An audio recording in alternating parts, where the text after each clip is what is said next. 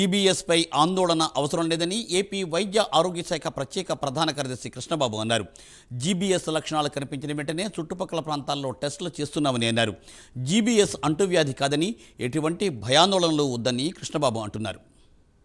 ఇప్పుడు ప్రస్తుతం ఎక్కడ కేసు వచ్చినా కానీ ఆ చుట్టుపక్కల హౌసెస్ కానివ్వండి, ఆ విలేజెస్ కానివ్వండి, house to house survey చేపిస్తున్నాము.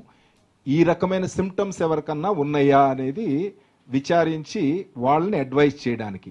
But as on today అలాంటి అంటే ఒకసారి వచ్చింది. ఇప్పుడు ఈవెన్ శ్రీకాకుళంలో కూడా నిన్నటి నుంచి వాళ్ళకి అంతకుముందు 10th జరిగినప్పుడు అక్కడ చేశాము. గిద్దలూరులో కూడా ఆ విలేజ్ అంతా కూడా హౌస్ టు హౌస్ సర్వే చేయించాము నిన్నటి నుంచి ఈ రోజు వరకు.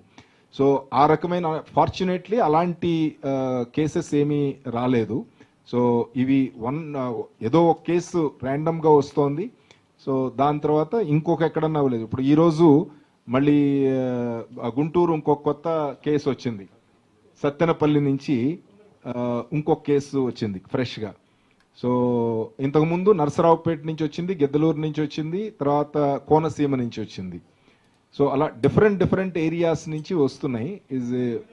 లేదు, ఇది ఏమీ కమ్యూనికబుల్ కాదు. ఫస్ట్ ఒకరి నుంచి ఒకరికి అంటుకునేది కాదు.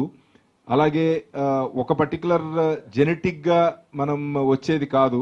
ఒకరికి వస్తే ఫ్యామిలీలో వస్తాం, అలాంటి వ్యాధి కాదు.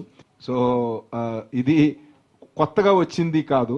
ఇది సంవత్సరాల తరబడి ఈ పర్టికులర్ కేసులు వస్తూనే ఉన్నాయి. బట్ పూణేలో ఏదైతే కాన్సన్ట్రేట్ ఏరియాలో వచ్చిందో దాని వలన ఇప్పుడు ప్రజల్లో ఈ పర్టికులర్ వ్యాధి మీద అవగాహన పెరిగింది.